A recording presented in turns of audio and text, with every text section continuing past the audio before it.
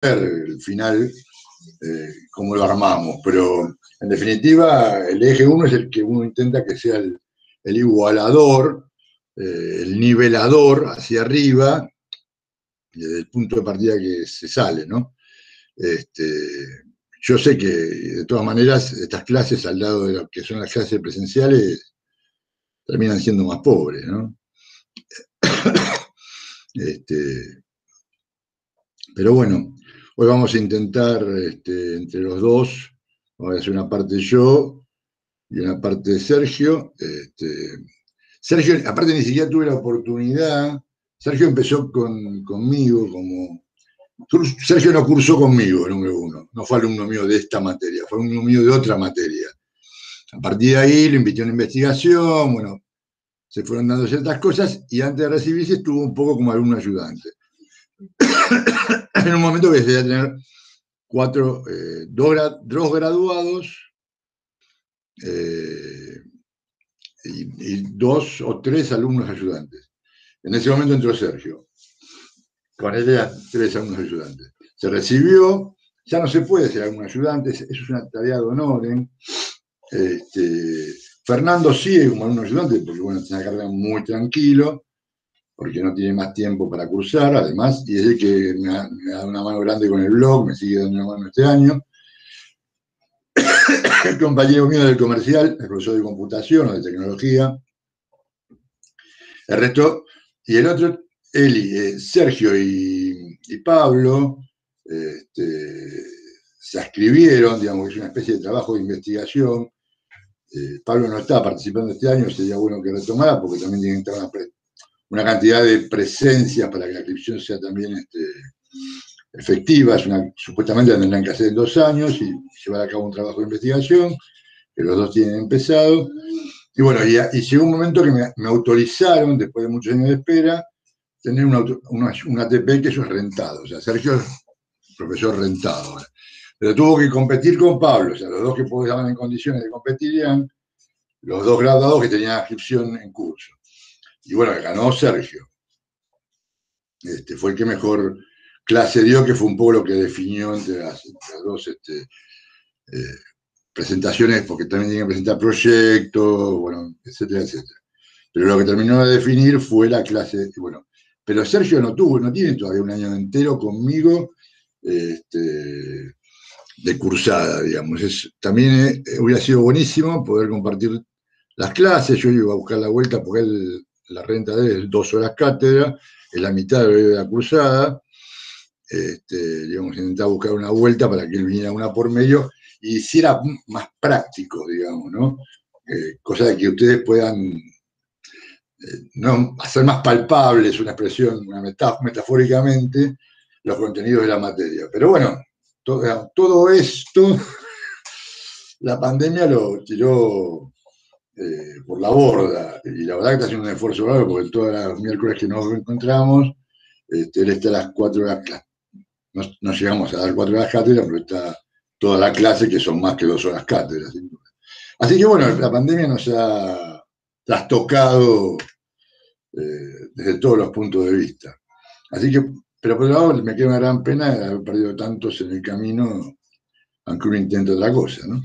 Bueno, arranquemos específicamente con lo que nos trata, que el eje 3 tiene 2 temas centrales. El que empezamos hoy, que es memoria, y el otro es la historia oral. ¿Por qué? Porque están muy vinculados. Bueno, ¿en qué medida? No somos expertos en memoria, los historiadores, desde aspectos psicológicos o de otro tipo de aspectos, no es lo nuestro, pero bueno, sí podemos empezar diciendo que la memoria tiene 2 partes. ¿Sí? Una parte es el recuerdo, lo que generalmente llamamos memoria. Uy, ¿cuánta memoria? En realidad, cuánto recuerda una persona, es eso que vulgarmente se le dice memoria, pero en realidad es el recuerdo. Y por otro lado está el olvido, que es central para que la memoria funcione.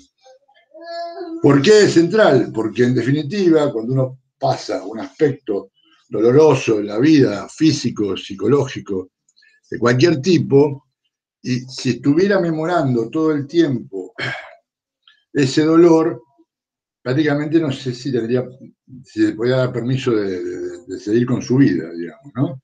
Cualquiera que tuvo alguna lesión, si tuviera, sí, y estaría todo el día pensando en no mover, de todas maneras el cuerpo responde a ciertas cosas y uno empieza a hacer ciertos movimientos cuando se lesiona algo que son incorrectos.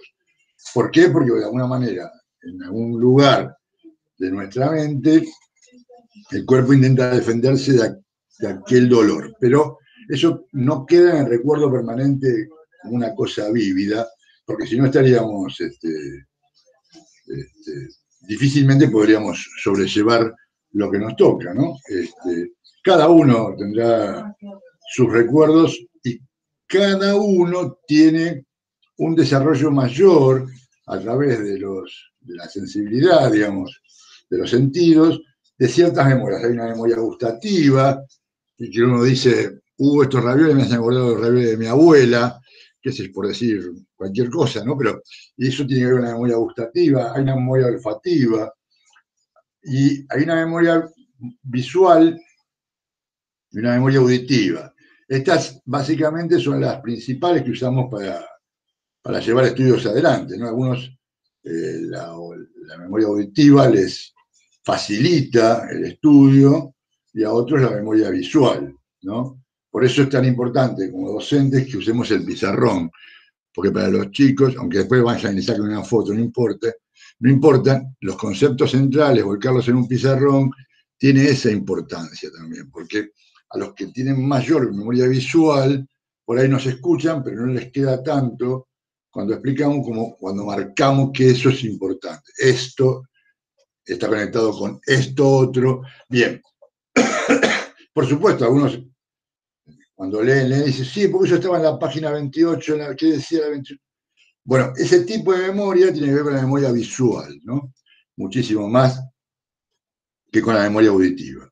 Y ahí dice, no, yo cuando me lo explican, enseguida entiendo todo, ¿no? En cambio, esos tienen mayor memoria auditiva.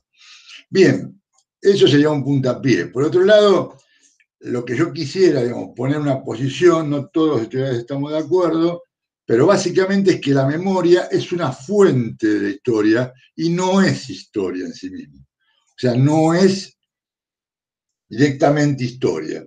¿Es una fuente más de la historia? Sí. ¿Por qué esto? ¿Por qué es importante? Bueno, primero porque hay muchos tipos de memoria. Hay una memoria individual y una memoria social, ¿sí? Que va a ir conformando la cultura. No son iguales, evidentemente, aunque muchas memorias individuales son las que conforman esa memoria social. ¿Ok? Eso por un lado. Por otro lado, porque que una persona nos relate un hecho del pasado al que no tuvimos acceso por fecha de nacimiento, por distancia espacial o por lo que fuera, no implica que eso sea historia, porque es la mirada de esa persona sobre aquel hecho que le tocó vivir. Muchas veces no vale la pena discutir cuando dicen, eso yo ya lo viví, eso me lo vas a venir a contar a mí en los libros, yo lo viví. No sé, alguna vez les habrá pasado en alguna reunión familiar, ¿para qué estudiás historia? Eso yo ya lo viví. ¿Qué vas a saber vos? Bueno, ese tipo de cosas, ese tipo de memoria, más allá que está trasvasada por la subjetividad de cada persona, eso no es historia. Primero porque no necesariamente lo queremos rescatar del pasado, así como los primeros autores que veíamos hablaban de ir a buscar nuestros documentos, nuestros hechos, porque los elegimos o los seleccionamos, decían Carr, Febre, según, no estuvo en orden respectivamente, para decir respectivamente, ¿por qué seleccionamos? Porque seleccionamos porque elegimos con qué documentos queremos trabajar, con qué tipo de documentación, qué tipo de fuentes nos atraen. Y la memoria de los que después veremos en estudio oral, la memoria de los entrevistados es una fuente también. Es recuerdo y es memoria, ojo, en estudio oral la memoria del otro, por más que lo esté entrevistando, es fuente de conocimiento indirecto para el historiador, porque no es el que vivió el hecho. Por ejemplo, otra vez, me tocó en la radio el último domingo, hacíamos la década, hacer la década del 2000 al 2010. Y no es lo mismo la memoria de una persona que salió a las 7, 8, 9 de la noche con una cacerola, que seguramente salió por ahí del bar, por decir, inventar un barrio, para ponerlo bien en extremo, de Belgrano, y empezó a recorrer la avenida Cabildo y Santa Fe hasta llegar al Obelisco, y después se volvió a su casa, que la memoria del que estuvo al otro día, que seguramente venía, por poner unos barrios también, y por hacerlo bien diferente, de la zona sur de la ciudad de Buenos Aires, no de la zona sur, digamos, inclusive de los barrios suburbanos, y que venían sin cacerola, pero con posiciones más exigentes de renuncia de la Rúa, y que no necesariamente eran pertenecientes a partidos políticos, si bien, por supuesto, que hubo gente de partidos políticos activando también. Pero las memorias serían absolutamente distintas. Si podíamos entrevistar a una señora de Belgrano que salió con la cacerola porque le tenía el corralito, ¿sí? Como a una persona que estaba pasando hambre y venía de Dock Sud, por inventar un barrio también.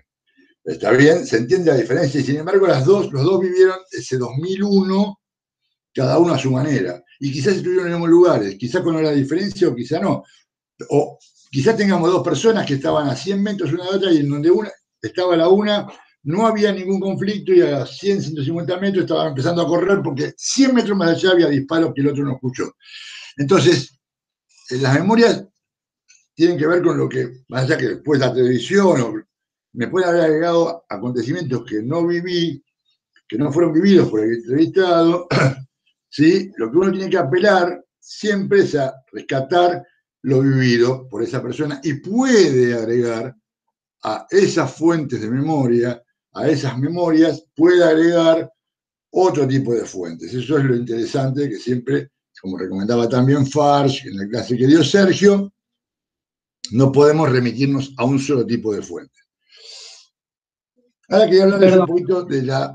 Sí, Matías, ¿querías hablar o fue un Zoom sí. así? Decime. No, consulta. Para entender bien, porque la verdad que el texto me costó un poco. ¿Qué texto? ¿Qué texto? El de Andújar. Bueno, eso después con Sergio lo arreglan. ¿Por Ah, qué? ¿Qué bueno, querías preguntar? Dale, dale, dale, dale, no te quiero cohibir, dale, dale. estaba diciendo, usted está hablando de que la memoria puede ser, no es una fuente, perdón, es una fuente de la historia, pero no es historia en sí misma.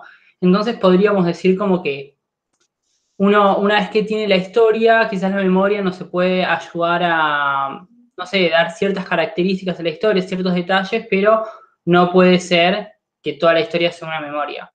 Mira, a ver, vamos por partes. Vamos por partes. A veces la memoria de los sobrevivientes es la única forma de enterarnos del pasado. De hecho, ya lo hemos hablado, creo que en Inglaterra hubo juicios sobre un historiador que había escrito que el holocausto no existió porque no existía ningún documento. En ese caso, más allá de la fotografía, cada vez que era recuperado un campo de concentración, ahí encontraban sobrevivientes y ellos dieron testimonio, ¿sí? Y muchas veces es lo único, no tenemos listas de desaparecidos hechos por los militares, pero que los hubo. Y entonces lo único a lo que podemos apelar es a la memoria de los sobrevivientes de los centros de detenidos, de los centros clandestinos de detención, o de familiares a los que les fueron extraídos un familiar, un hijo, una hija, un hermano, etcétera, etcétera, que fueron chupados, como se decía en la jerga. Entonces, ahí la memoria es la única fuente. Ahora, para transformarlo en historia, tiene que haber un historiador. ¿Me explico? ¿Por qué? Porque el trabajo del historiador es intentar hasta donde pueda verificar y no solo quedarse con el testimonio. ¿Entendés, Mati, la diferencia? Entonces, un documento tampoco es historia, es una Y fuente. totalmente, exactamente, que los positivistas creían que sí, o el documento por sí mismo no lo es. Eso creo que lo vimos bastante con Carifebre, pero bueno, no importa, podemos volver. ¿Sí? El documento De hecho, dijimos que era un resto hasta que vos podías preguntarle, interpretarle e interpelarlo para convertirlo en una fuente de información. Sí, y con un texto es muy difícil hacer una historia, además. Entonces, con un texto solo. No solo estoy hablando ni siquiera de un tipo de texto. Lo mejor es que haya texto cruzado. A ver. Profesor. Sí, espera, estaba pensando en un ejemplo. Dale, sí, decime, Rodri. En esto también entrarían los diarios de los cautivos y todos esos detalles. ¿Por qué no? ¿Por qué no? No, pregunto si entraría porque como comentó que a veces las fuentes son las memorias de los sobrevivientes, se podría Bueno, hablar pero por ejemplo, ahí tenés un caso, el diario de Ana Frank, claro, es un libro de lectura universal, pero en su momento fue un diario manuscrito y también es una fuente, por supuesto que sí. Está, no me viene a la cabeza así otro tipo de ejemplos, pero de hecho, los manuscritos con los que se hizo el libro Introducción a la Historia de Marc Bloch, los terminó Lucien Febvre, pero los manuscritos, la parte manuscrita es de Bloch y fue un fusilado porque era parte de la resistencia maquis, y él era comunista, digamos, afiliado al Partido Comunista, y era fue parte de la resistencia al nazismo, lo apresaron y lo fusilaron antes de que se produjera la reconquista de Francia, digamos. Y todo lo que él escribió se recuperó, pero no estaba completado, no estaba completo, un libro como texto, entonces lo completó Febvre, ¿se entiende? Bueno, pero también ahí tenés algo que también se convirtió en libro, o sea que no es un ejemplar único, no es un documento, es un escrito de un historiador, ¿sí? Hecho inclusive sin ninguna fuente en el sentido, igual no haría falta, digamos, estaba contando de alguna manera que es lo importante de hacer historia, digamos, pero lo hizo sin tener nada a mano porque lo hizo en prisión, digamos. ¿Sí? Entonces, todas esas cosas también son legados. A ver, toda obra del hombre es un legado. Acá hemos hablado de algunas cosas de la arquitectura. Las fuentes monumentales, digamos, por ejemplo, no tienen escritura. ¿Sí? Las pirámides no son una fuente en sí mismas. Más allá de lo que lo puedan haber encontrado los arqueólogos adentro. Están manifestando una forma constructiva de una época que no fue la que preponderó, porque fíjate que, pese a que quedan menos manifestaciones, en Mesopotamia el ladrillo se impuso a la piedra. No se lo repitan a Lazo esto porque me va a matar, pero de alguna manera lo que terminó primando en los tipos constructivos fue el ladrillo. Ahora, evidentemente, las pirámides se conservaron mejor que los zigurat. A los zigurat los ha comido un montón el viento. En cambio, las pirámides no. Si bien están un poco más hundidas, todo lo que se quiera, pero no, eso no ha pasado. Entonces, toda manifestación que el hombre deje, con eso podríamos hacer historia, pero no necesariamente me alcanza, Mati. ¿Ok? Ese es el otro tema. No necesariamente me alcanza. Igual no sé si no me desvíe mucho con la intervención de Rodri. ¿Querés volver a repreguntar, Matías? No, me parece que quedó clarísimo. Me lo respondí al principio. De todas maneras, hay historiadores que consideran que siempre hay posiciones distintas a los historiadores. Yo sostengo estoy dando este argumento porque creo que es una fuente y no historia en sí mismo, ¿entendés? Porque si no, y está bien que hay más un distinto análisis de un mismo hecho, según el historiador y según que preguntas le haga el historiador a esos hechos o ese conjunto de hechos. ¿Sí? Pero habría tantas historias como personas en el mundo, que cada uno en realidad tiene su historia personal. Ustedes son chicos, pero digamos, igual ya tienen una historia construida, cada uno de ustedes. Y tampoco recuerdan todo, recuerdan un montón de cosas, pero no recuerdan todo. Justamente porque el olvido, porque aparte, ¿qué pasaría? No sé si alguno tuvo la oportunidad de leer Funes el Memorioso de Borges. Funes el Memorioso tenía tanta memoria, que podía relatar las 24 horas del día anterior. Lo que le pasaba a Funes es que para relatar 24 horas del día anterior necesitaba 24 horas, con lo cual dejaba de vivir. ¿Se entiende el planteo de Borges? Y esto nos pasa a todos, que recordamos más ciertas cosas, o a veces nos pasa que alguien viene y te dice, qué bueno lo que me dijiste el año pasado, porque me hizo muy bien. Y vos decís, ¿qué le dije a este marrano? Porque no me acuerdo, es un término despectivo, marrano, perdón, no debí usarlo. Empezó el himno, me cachen de las 9 de la noche, nos atrasaron 4 minutos. ¿Qué le habré dicho que le hizo también? Porque no me acuerdo. Y al otro le quedó grabado para siempre en la memoria lo que ustedes le dijeron, lo que uno le dijo al otro. Pero bueno, y a veces pasa otra cosa. Me junto con Rodrigo, dentro de 3 años, yo, profe, ¿se acuerda de la clase? Yo me acuerdo, sí, claro, y estaba tal. Claro, y después no vino más ese, no, abandonó la carrera, me dice Rodrigo. Y uno empieza con otro a memorar, a recordar con más facilidad. No, ustedes no sé si tienen juntadas con exalumnos del mismo colegio, de su escuela, de la secundaria. Che, ¿te acordás del quilombero aquel? Y uno no lo saca ni a palos. Pero para el otro, o se acuerdan de una anécdota, che, ¿te acordás cuando fumamos en el baño? Y vos no te acordás ni a palos.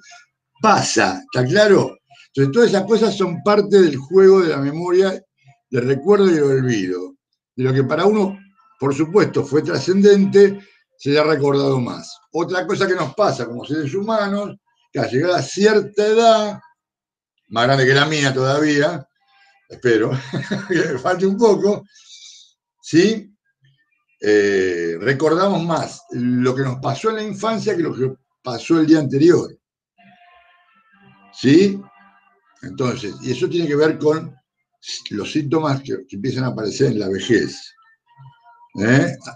Eso es parte también de lo que nos pasa con la memoria.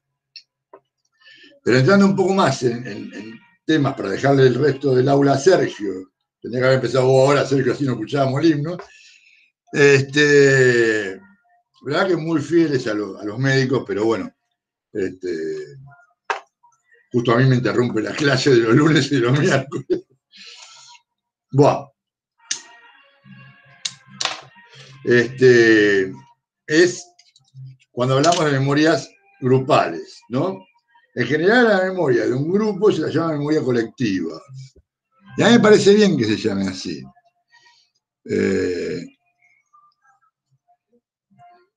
Evidentemente, las memorias que surgen de abajo hacia arriba, en sentido vertical, después explico si quieren lo del sentido,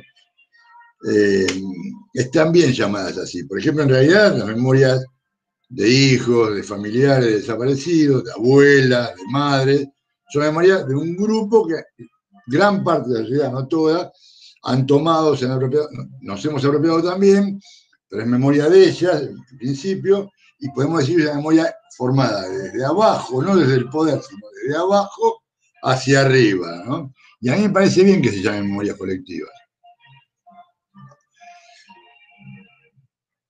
Sí, me interrumpí porque venía el estribillo. Ahora, yo prefiero llamar, y lo he puesto en algún artículo, creo que es ese que tienen del Bicentenario que lo puso Fer en su momento, yo no lo subí, que hay memorias colectivizadas, o sea, armadas de arriba hacia abajo, ¿sí? Por ejemplo, vamos a darle un palo al peronismo, en general estamos elogiosos del peronismo. Cuando Daniel James hace su libro, es un historiador británico, no inglés, británico, canadiense, hace su libro de Integración y Resistencia, descubre, haciendo entrevistas de historia oral, que hablaremos dentro de un par de clases, que la mayoría de los recuerdos en la ciudad de Buenos Aires sobre el 17 de octubre eran todos muy iguales. Siempre como un festejo, siempre casi como un carnaval. No en términos despectivos carnaval, sino que solo quedaba en el recuerdo de los que lo habían vivido en la ciudad de Buenos Aires la sensación de alegría, por eso digo de carnaval, ¿no? En cambio, él empezó a investigar en la zona de Ensenada, donde están los frigoríficos, había muchos frigoríficos, no sé si sigue siendo así, y en general, en Ensenada, fue mucho más conflictivo y sobre todo cuando se dirigieron a La Plata, donde apedrearon y quisieron quemar el Jockey Club, el diario El Día, y después confrontó, fíjense cómo fue cambiando los entrevistados, y confrontó fuentes también de la ciudad de Rosario, de la capital de Rosario, y se hablaba mucho más de desmanes que en la ciudad de Buenos Aires. Yo no sé si no hubo desmanes en la ciudad de Buenos Aires, pero lo que sí impuso el peronismo, de alguna manera, a sus seguidores, fue como festividad máxima del peronismo, el 17 de octubre. Y lo que quedó en el recuerdo de la gente, básicamente, es el festejo, es la conmemoración del día 17 de octubre, y no tanto lo que pasó el 17 de octubre del 45. ¿Se entiende? Lo que un poco quiero demostrarles. Entonces, esas memorias tienen sentido inverso vertical, o sea, están armadas desde arriba hacia abajo.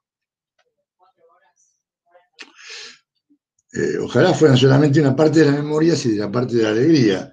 Muchas veces las memorias son estimuladas por los que conforman, los que arman opinión pública y degeneran bastante, ¿sí?, nuestros recuerdos y la información que nos dan. Por eso no sé hasta qué punto, Matías, el día de mañana, dentro de 20 años, 30 años, las tapas de Clarín o La Nación pueden ser una buena fuente de lo que está pasando. No lo sé. Pero parece que no pusimos ningún satélite que Sarcón en estos días en el espacio. Parece que somos el peor país del mundo y parece que no estamos en una república sino una dictadura, por lo menos por los titulares de estos diarios. Entonces, siempre el ciudadano tiene que tener desconfianza de las fuentes que encuentra y buscar más de una, porque las contradicciones aparecen. Las memorias colectivizadas son problemáticas, porque son difíciles de desentrañar, de sacárselas de encima y hacer un verdadero acto de memoria. Por otro lado, pensé en algo y se me fue. ¿Por qué? Los síntomas de vejez empiezan a aparecer, ¿ven? Mientras decía lo anterior, pensé en algo para decirles y se me fue. Bueno, ya va a volver. Podríamos seguir hablando muchísimo más de la memoria. Hay cosas, digamos, para nosotros es una fuente importante, sobre todo en temas cruciales como en los que no hay ningún otro tipo de fuente ni hablar, ahí serían mucho más. Ahí lo dijo Facu acá en el chat. Sí, acabo de mirar el chat porque vi que había 3 mensajes, 3 líneas, y estaba leyéndolo. Ahí está, porque el Estado no generó documentos sobre los desaparecidos que puedan ser tomados como fuentes. Exactamente, así es. Así es, Facu. Gracias. Esto es central, digamos, cuando no hay otro tipo de fuentes, la memoria. Ahora, después de que hagamos un poquito el trabajo, siempre es interesante si uno. ¿Por qué es importante para que la memoria se transforme en historia la intervención de un historiador? Porque, y esto también lo vamos a repetir en historia oral, porque de alguna manera uno va a intentar. Conocí también a una historiadora, vino a dar una charla cuando hacía la maestría, Mirta Zaida Lobato, y es una técnica distinta, también con gente así de los frigoríficos, los unió por comunidades, digamos, de origen, o sea, había yugoslavos, polacos, y los hizo, y entre ellos empezaron a ayudarse, sin querer empezaron a recordar, como hablábamos hace un rato, hablaba uno, entonces, sí, a mí yo también participé de eso, pero en realidad el que fue mi primo, porque yo justo estaba con mi señor. Y todo eso que sirve de alguna manera, y que hay que de alguna manera la pregunta del historiador, así como si le preguntamos a la fuente escrita, como le podemos preguntar a una pintura, que es una manifestación de una época, como le podemos preguntar a una fotografía o un afiche, como manifestación de otra, también la pregunta que el historiador hace va conduciendo hacia cierto lugar la memoria. A veces sale bien y a veces no sale, pero en general uno necesita información sobre determinado tema y no lo que al entrevistado se le ocurre y por ahí se empieza a disparar por distintos lugares. En fin, si tienen preguntas para este primer segmento, sería bueno que las hagan. Antes de darle la palabra a Sergio, quería saber, Mati, vos que veo que sos un gran lector, si pudiste leer el TP que puse también en el blog. ¿No lo viste? Al lado de Andújar, no. Mala suerte. No te escuché. No entré al blog, o sea, entré al blog para verlo a Andújar, pero no vi el TP. Nadie leyó, bueno, yo porque la idea es lo que van a tener que hacer, y se van a tomar hasta el martes, creo que puse, anterior a dentro de 15, la semana dentro de 15 días, ¿qué día es hoy? 7, nos vemos el 9 no nos vemos, nos veríamos el 16, y la idea es que entreguen el trabajo para hacer un ejercicio y verlo en clase, que entreguen antes del 15. Eso sería lo ideal. Ahí lo que van a tener que hacer es hacer, eso era una clase de un postítulo que tenía el Instituto Nacional de Formación Docente en la época del kirchnerato. Yo no hice esa clase, no me tocó, yo hice, porque era para uso de TICS, creo que era. Me la pasó Fernando, chico que es ayudante, que ustedes no conocen. Entonces ahí hay una serie de interrogantes que apelan a la memoria y a buscar ciertas respuestas por parte de ustedes. Perdón, profe, es el TP de memoria, ¿no? El que hay. El TP de memoria, sí, sí. Está en el blog, lo ven, en el Simbalú. Al lado de Andújar. No estoy viendo el blog, pero me acuerdo que lo puse al lado de Andújar. A veces me cuesta encontrarlos. Quería asegurarme que era ese. Sí, sí. Una vez terminada la parte del ministerio, van a tener que leer Todorov, que también lo tienen ahí a mano. No es muy, que se llama Los abusos de la memoria. Y hacer, de alguna manera, pasarle el tamiz al trabajo, no que hicieron ustedes, sino a la propuesta del ministerio y a la propuesta de Todorov sobre los abusos de la memoria. ¿Sí? Y hacer una lectura crítica para hacer una comparación de las distintas propuestas ¿sí? Porque, entre otras cosas, él escribió varios artículos, él es búlgaro, digo bien, ¿no, Sergio? ¿Búlgaro? ¿Todorov? Todorov, sí, por ahí, o ruso, Sí, ¿no? ¿No es ruso? Húngaro, ¿eh? ¿Ruso no es? No, ruso no. ¿No? No, ruso seguro que no. ¿Búlgaro o húngaro? Ahí termina siendo rumano, me parece que es búlgaro. Que es búlgaro. Claro. Ya lo buscan, ustedes son grandes googleadores. Ahí está la respuesta, búlgaro. Búlgaro. Y él fue el que escribió el Diario de Colón. Hay uno que habla, uno de los escritos sí que habla diferenciando lo que era Colón y lo que era Hernán Cortés a grandes rasgos. Bien, exacto. Bueno, esas son cosas que se hicieron para el quinto centenario de lo que llamamos el descubrimiento de América. Bueno, pero acá, en otros artículos que yo doy a veces como lectura complementaria, este año están eximidos, él justamente es búlgaro, pero es judío también, y él despotrica un poco en otro artículo contra el Estado de Israel, contra el sionismo, por lo que hace, digamos, digamos, nos quejamos, dice él, del holocausto, y nunca hacemos lo mismo con los palestinos que lo que hicieron con nosotros los nazis. Se pregunta, hay un palo importante y para el Estado de Israel, que bueno, los abusos del poder, son abusos del poder, vengan de quien vengan, ¿no? Bien, si no pudieron leer el trabajo más o menos es eso. Lo hay que limitarlo. Profe, bastante. ¿Cómo? Cuando termina el comunismo, el 90% de los judíos búlgaros se va a Israel. Así que, como bastante irónico la posición de él con sus orígenes, digo. No, pero es que no tenés por qué estar de acuerdo con el poder, Mati. No, me llama la atención eso, me acordé de eso. Es una reflexión importante porque en alguna vez está justificado el abuso del poder. Ese sería un poco lo que él se está cuestionando.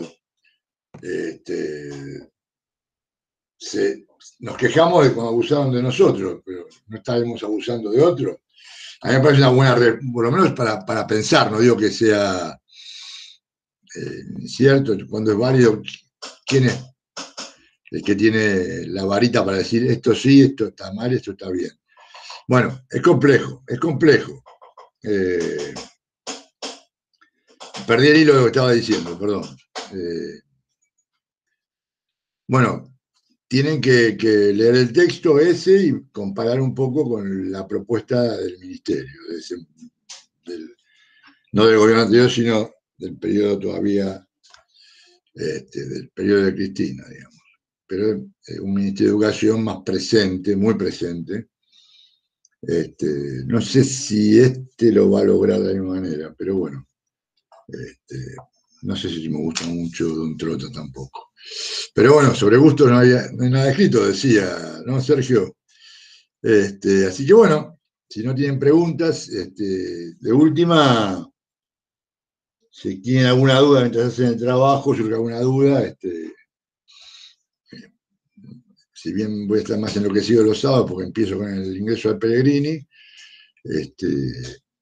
intentaré contestarlas. Lástima que nadie llegó a leer la propuesta, ¿no? No, parece que no. Bien, no importa. Profe, perdón, yo la Sí. estoy leyendo ahora. Uh-huh. Y hay una pregunta que estaba pensando, porque usted pone, ¿con qué otras imágenes las relacionan, no? Las que nos proponen. ¿En qué sentido? Digamos, Claro. si vi alguna otra parecida. Exactamente, pero puede ser eso, puede ser una antitética. Justamente lo contrario. Pero igual esa es la parte que armó el ministerio. Yo no toqué nada ahí. No, la dejé tal cual. Pero sí, a ver qué yo. Está la Asunción de Campre, a usted le puede hacer que. No quiero soplar, pero bueno, la Asunción de Kirchner, donde había mucha euforia, por lo menos de lo que estaba en la plaza, ¿no? Lo que pasa es que es una pregunta como muy amplia, me parece. ¿Cuál la de la Asunción? Como para saber por dónde ir, ¿no? Por eso le pregunto. No, sí, bueno, pero pasa que está apelando también a lo que a ustedes les mueve, a cada uno le mueve. Haber visto alguna otra imagen en algún otro momento que tenga algo que ver o que sea exactamente lo contrario, digamos. Hay muchas plazas de mayo. Hay muchas plazas de mayo a través de la historia, ¿no? ¿Sí, Eli? Ya está, como venía, yo cuando están sin la presencia, lo que veo como que hace la expansión, como que estuvieran hablando y en realidad estaba cerrando. ¿Tenés alguna otra pregunta, Eli? No, por ahora no, profe, gracias. Lo único que tengo en el chat es un no, que no lo pude leer Facu, y no tengo más nada. Bueno, arrancás con tu parte, Sergio. Bueno. Si quedan dudas, además de memoria, después en todo caso, las podemos retomar cuando nos encontremos el 16. Avanti, Sergio, avanti. Me llamo Amude. Ok. Yo voy a compartir pantalla porque para que podamos leer un poquito también el texto de Andújar, ¿no? Ya que por ahí tuvieron alguna dificultad. Ahora vamos al texto de Andújar, pero primero preguntarles si se ve lo que estoy compartiendo, que es un Word. Sí, ahora sí. Bien, muy bien. Bueno, un pequeño esquemita como haría en el pizarrón, perdón la letra, ya de antemano se lo digo porque si en el pizarrón mi letra es fea, acá, bueno, mucho peor. Pero bueno, vamos a ver un poquito de potencialidades y limitaciones de las fuentes orales, ¿no? Nosotros ahora vamos a hablar un poquito con el profe de memoria, ¿no? Y acá vamos a ver un poco historia oral, la cual tiene ciertas cuestiones metodológicas, epistemológicas, que ahora no vamos a ahondar, solamente lo básico, ¿sí? Y solamente esto que se basa en fuentes orales, ¿no?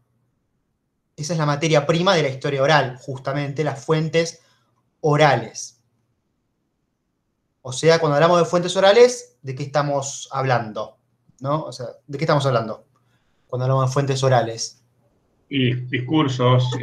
Bien, muy bien, muy bien. Discursos pueden ser grabaciones, ¿no? Pueden ser grabaciones. Pero en el caso de Andújar, por ejemplo, no sé si lo pudieron leer, pero ¿qué fuente menciona? Andújar, yo fui el que puso esa bibliografía porque fue la que usé en mi clase de ensayo del año pasado, ¿sí? Y quería darles como un libro que no es teórico, es un libro de historia, ¿sí? Es una tesis doctoral de Andrea Andújar. No sé si se me ve a mí se me ve. Sí, perfecto. Sí. Bueno, estoy teniendo el libro acá, es la tesis doctoral de ella, y lo que les di es más o menos uno de los capítulos que funciona de marco teórico, ¿sí? O sea, el libro no es teórico, pero sí en la parte que les di. Como ustedes habrán visto, el tema de estudio de Andújar es, bueno, las movilizaciones piqueteras hacia fines de los 90 y el 2001, ¿no? Entre el 96 y el 2001 en Neuquén y Salta, ¿no? ¿Y qué es lo que ella usa como fuente? O sea, se basa en la historia oral. Entrevista. Bien, muy bien, muy bien. Yo ahora, mientras estoy compartiendo, no puedo ver quién habla, pero muy bien, entrevistas. En este caso son entrevistas. Y me voy a quedar con este tipo de fuentes orales porque son, si bien, como dijo Fer, es una fuente de conocimiento indirecto, las entrevistas tienen la gran ventaja de que tenés a la persona delante tuyo, ¿sí?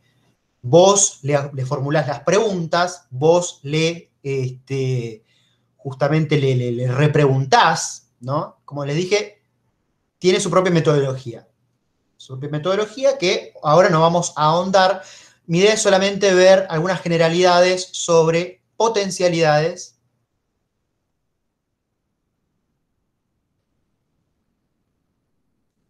y limitaciones. Aclaro que no puedo verlos, así que si Fer, vos prendés el micrófono nomás si tenés que agregar algo. Y les pregunto, ¿qué limitaciones se les ocurre que pueden tener las fuentes orales, en este caso las entrevistas? Lo subjetivo. Podría, ¿Cómo es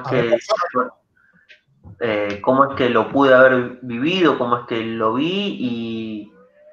Y que eso puede llegar a provocar una cierta alteración, quizás, o bueno, un punto de vista ajeno a otras cosas, al de otros. Muy bien, bien, yo anoto, muy bien. Efectivamente, vos cuando entrevistás a una persona, la versión de los hechos que te da esa persona es lo que él, ni siquiera lo que él vivió. A ver, ¿por qué ni siquiera lo que él vivió? Lo que esa persona vivió. Y O sea, porque vamos a la sensación. claro, o sea, ni siquiera remite a lo que vivió, es a lo que se acuerda, o a lo que en el momento de la entrevista quiere decir, ¿sí? Porque, bueno, también la alteración es importante, puede ser una alteración consciente, una alteración inconsciente, ¿sí? La versión que te va a dar es la que se acuerda, o por qué no, la que inventó conforme pasaron los años, ¿sí? A ver, ¿alguna otra cosa? Y yo creo que también... Yo iba a decir, Sergio. Sí, dale, Dale, Lucas. Él y Lucas querían hablar, Sergio. Sí. Iba a decir que por ahí también las preguntas pueden estar limitadas, ¿no? De parte del entrevistador, que puede estar como acomodado a un direccionamiento. Bien, bien, muy bien. Eso, la metodología de la historia oral busca que no caiga el entrevistador, el historiador, en este tipo de error, ¿sí? Pero condicionar al entrevistado es el error más importante que comete alguien que quiere usar una fuente. A veces con preguntas cerradas, ¿no? Muy bien, exactamente. Creo que esto un poco lo hablaron en Trabajo de Campo, ¿no? O todavía no. Pero cuando... Recién empezamos, pero la idea justamente de las entrevistas, la mejor entrevista es la semiestructurada. Porque la historia de vida depende de todo un relato, uno, digamos, tira el tema y el entrevistado habla prácticamente sin interrupción. Eso se llama historia de vida. Como metodología es una de las tres posibles. La otra punta es la estructurada, o sea, que uno se va con las preguntas de lo que ya sabe y lo hace remitirse a eso, ¿no? Y la semiestructurada es que uno va con una guía de lo que quisiera preguntar y en base a lo que va saliendo va repreguntando, va acomodando lo que le falta preguntar. Salen cosas importantísimas que uno no esperaba y hace hincapié en eso.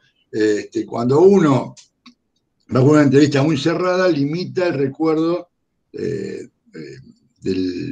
entrevistado. Eso, pero vamos a volver sobre esto en la clase del 16. Así que...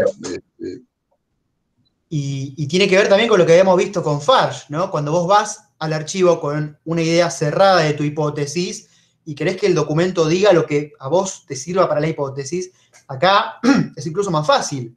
Vos podés, con tus preguntas, direccionar al entrevistado. Mirá, vos tenés que decir lo que yo quiero que digas, como hacen muchos periodistas, ¿no? Con los entrevistados. Pero siendo historiador, no tenés que caer en eso, ¿sí? Y justamente lo mejor es hacer preguntas, dejar que el entrevistado hable, ¿sí? Dé su versión, te diga lo que se acuerda, ¿sí? Pero bueno, a ver, entonces, otras limitaciones que se les ocurran sobre las fuentes orales. Creo también que a veces pasa que, o sea, somos nuestra memoria es súper falible y muchas veces nos apropiamos de recuerdos de otras personas incluso, Claro. y los hacemos propios. Tal cual. O sea, porque alguien, y después para vos estuviste ahí y la realidad es que a mí me ha pasado por un montón de cosas cuando era chica, pero es como muy común en las personas eso. Claro, uno no sabe hasta qué punto es un recuerdo de lo que la persona se acuerda de lo que pasó estando ahí, o si es una versión que le llegó, que le contaron, y a veces pasa con uno mismo, cuando uno cuenta anécdotas, por ahí cuenta anécdotas de algo que no estuvo ahí, pero, qué sé yo, se imagina, esas son formas de alteración, por ejemplo, ¿no? Pasa mucho, pasa por ejemplo con el recuerdo del 17 de octubre, hasta qué punto la memoria social, la memoria colectiva influye en esto. Esto es memorias individuales, ¿no? Entrevista es memoria individual, ¿no?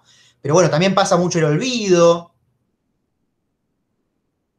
la selección de cosas que hace el entrevistado, algo ya más psicológico, ¿no? Por ahí, selección voluntaria e involuntaria, cosas que elijo olvidar, o simplemente la alteración voluntaria. Claro. No te va a contar totalmente la verdad. Sobre todo de lo que vivió o de lo que hizo. Claro. No va a ser totalmente sincero, ¿no? Yo creo que hay cosas que no las va a contar nunca, se las va a guardar para siempre. Sí, claro, más si... Pero espera, sí. Lucas, el tema, procuremos sacar la palabra verdad de nuestro diccionario académico, porque es medio complicada.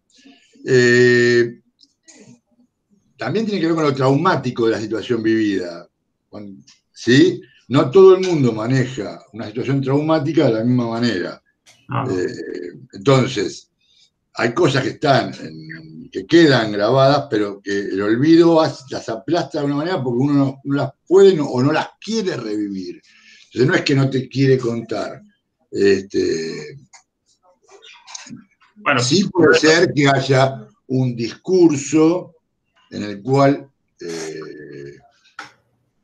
alguien se afirme para poder lograr, digamos, que se haga un acto de lo que cree que es justicia, digamos, por ejemplo, lo que debería ser la justicia.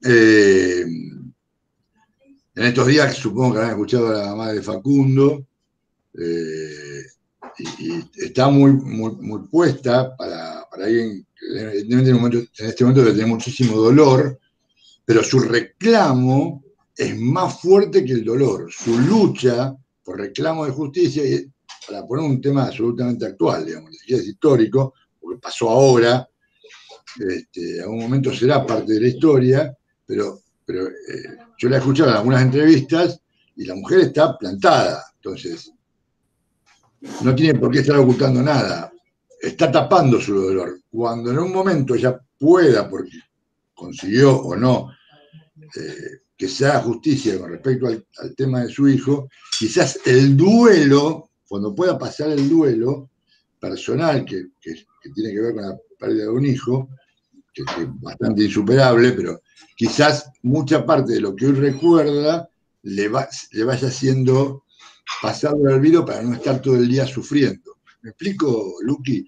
Entonces, tiene muchas veces que ver cómo funciona nuestra mente, digamos, con este tipo de cosas, que tiene que ver cómo superás un estado traumático de cualquier tipo, digamos, ¿no?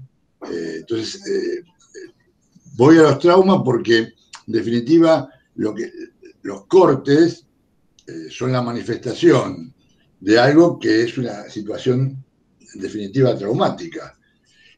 Y por supuesto que quienes hacen el corte tienen una posición tomada, no una posición ideológica partidaria, pero tienen una posición tomada y que evidentemente van a contar el relato desde esa posición tomada del reclamo que están haciendo, ¿ok?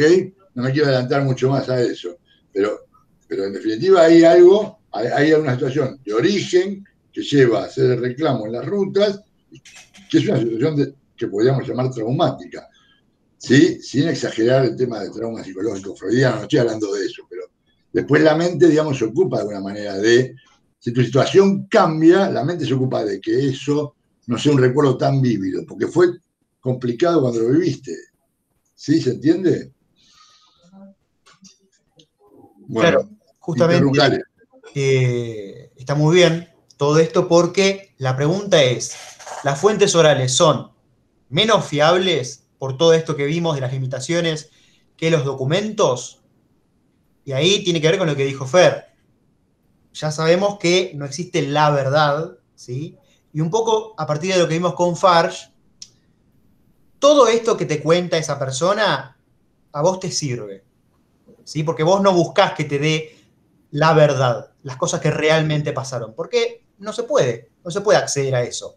Hay mecanismos psicológicos que hacen que uno olvide eventos traumáticos, hay alteraciones deliberadas porque tal suceso me hace quedar mal, entonces lo maquillo un poco, ¿no? Puede ser intencional, puede ser no intencional, pero a vos como historiador te sirve lo que te diga esa persona, ¿sí? Te sirve a pesar de todas estas limitaciones. Por eso, olvidémonos que lo entrevistamos para saber la verdad. A ver, vos estuviste ahí, vos contás la posta. No, puede ser que no, puede ser que o se olvide, o mienta, o no quiera hablar, o lo que sea. Toda esta cosa que fuimos hablando, ¿sí? Entonces, es otro el abordaje que hay que hacer con las fuentes orales, ¿sí? Y son otras las potencialidades. La potencialidad de la fuente oral no es descubrir la verdad en voz de alguien que vivió eso. O sea, ponerle, por ejemplo, en los colegios, cuando llevan veteranos de Malvinas, por ejemplo, es interesante escuchar su testimonio, ¿no? Pero, a ver, por ejemplo, ahora voy a compartirles, no sé si conocen... Otra limitación, perdón, Sergio. Sí. Puede ser también como, al ser instantáneo, como que se puede perder la rigurosidad en lo que responde o lo que cuenta el entrevistado. Sí. Yo trabajo, por ejemplo, en atención al cliente y nos pasa un montón que cuando tiene algún problema con un prestador, en vez de nosotros preguntar, bueno, cuándo pasó y pedir todos los detalles, les pedimos que hagan un descargo por escrito porque ellos ahí en el descargo pueden agregar todo lo que quieran que por ahí en la entrevista con nosotros que le preguntamos y demás, se pueden perder un montón de cosas que sí por ahí los orientamos con, bueno, que pongan horario, a dónde llamaron y demás, pero me parece que se pierde como esa rigurosidad que uno Sí. puede tener en un instantáneo como una entrevista. El entrevistado, depende mucho del entrevistado, pero puede dar rienda suelta a su lengua y contarte y irse para cualquier lado. O sea, pero el tema es que a vos te puede servir las cosas que, incluso aunque sean cosas que contradicen cuestiones que están documentadas, ¿sí? A vos te sirve. Porque la persona es lo que le viene a la mente cuando vos le preguntás sobre tal cosa, ¿sí? Por ejemplo, esto sobre veracidad y memoria, ¿no? Sobre esta supuesta, cuando chocan eso, ¿no? Lo que está documentado con lo que el entrevistado te cuenta. No sé si conocen esta viñeta. Esa es Maus, ¿no? Es Maus. Bien, muy bien, es Maus. Acá tengo el libro, gran libro, ganador del Pulitzer. Es Spiegelman, Art Spiegelman, entrevista a su padre, que es un sobreviviente de Auschwitz, ¿sí? Y a partir de su testimonio crea una novela gráfica, en donde los judíos son representados como ratones y los nazis como gatos, ¿no? Pero es muy, muy interesante, es un gran libro. Y, por ejemplo, en esta parte habla justamente de eso, ¿no? Él entrevista a su padre, de hecho, acá intercala escenas del campo de exterminio con escenas con su padre, ¿sí? Mientras lo entrevista, justamente. Y entonces acá dibuja una escena, ¿no? Que le va contando, bueno, cada día iba a trabajar con la esperanza de volver a ver a Mansi, que es la mujer, y podía tener más noticias de Anja. Anja es la mujer, perdón. Y ahí el hijo, Art, le pregunta, he leído algo sobre la orquesta que tocaba mientras marchaban hacia el trabajo. Y el papá le pregunta, ¿una orquesta? Acá el dibujante dibuja la orquesta, ¿no? Y el padre le dice, no, recuerdo las marchas, pero ninguna orquesta. Los guardias nos escoltaban a la verja, a los talleres. ¿Cómo iba a estar una orquesta? No sé, pero está bien documentada. No, en la verja solo se oían los gritos de los guardias, ¿no? Y ahí el artista decide que con la gente tape esta orquesta que él después, cuando explica esa decisión, dice, yo quería poner la orquesta porque todos los documentos dicen que hubo una orquesta en Auschwitz, ¿sí? Pero mi papá dice que no se acuerda. ¿Y esto qué indicaría esto? A ver, ¿qué...? Bueno, es la mirada del padre, ¿no? Sobre Auschwitz. Quizás está tan concentrada en otras cosas, está alejado de la orquesta, en caso de que haya habido una orquesta que no llega a percibir eso y está percibiendo otras cosas. Claro. Vos, si tu entrevistado te dice esto, no había orquestas, ¿cómo puede ser que haya orquestas? Vos no tenés que decir, se equivoca. Es valioso eso que te dice, porque en su vivencia ignoraba esa orquesta, que ponele que está documentada, pero no es lo que se acuerda, no tenía registro de eso porque obviamente es un recuerdo traumático, ¿no? Pero justamente la selectividad que uno hace es importante, y estas cosas influyen. Por eso les digo, no intenten buscar una descripción exacta de lo que era el campo de exterminio o lo que sea, ¿no? La información que quieran buscar de su entrevistado no es eso, no van a conseguir eso. Van a conseguir lo que ese entrevistado se acuerda, lo que se olvida y lo que decide no recordar, o lo que sus mecanismos mentales olvidaron, ¿sí? Pero es valioso registrar que este sobreviviente ni siquiera tiene registro de esta orquesta, ¿sí? Todo eso es valioso y da mucha información. Ahora vamos con Andújar, ¿sí? No sé hasta qué punto se puede leer ahí. Mi idea tampoco es leerlo, obviamente no voy a leer todas las páginas. Se ve claro. Se ve claro, bueno, eso es para seguir un poquito el hilo del texto nada más, ¿sí? Pero bueno, tampoco la idea es leerlo así todo. Pero vamos a ver qué nos dice Andújar, ¿no? No sé si alguno pudo ver algunas potencialidades en el texto de Andújar. Andújar, por supuesto, esta es una parte del trabajo, abre con una entrevista a una señora, Inés, que cuenta que participó en estos piquetes, acá cuenta, ¿no? Fuimos a Tartagal, hicimos una asamblea, y dice, ¿no? La mayoría de los que participaron eran mujeres. Más que nada, nosotras hicimos hincapié para poderlos llevar a los varones. Mi marido es tímido, entonces, si van las mujeres, tenemos que estar nosotros, decían los varones, ¿no? Nosotras tenemos que salir a luchar para conseguir algo. ¿Qué les damos mañana a los chicos? No sé si alguno quiere aventurarse a tirar alguna hipótesis de potencialidad, o sea, cómo la fuente oral nos puede servir, nos puede ser útil, a pesar de todas esas limitaciones, a partir de lo que leyeron. Si no, igual vamos recorriendo el texto, pero si alguno quiere aventurar algo.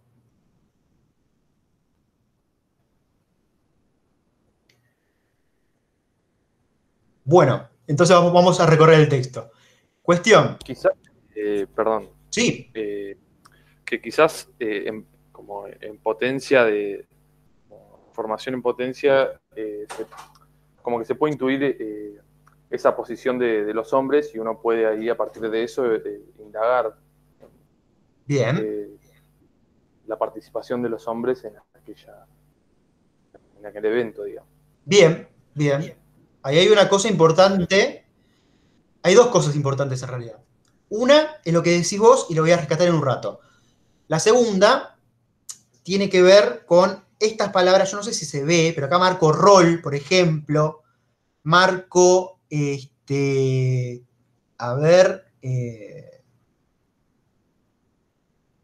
justamente las atribuciones, ¿no? de esta entrevista, este fragmento que leí recién.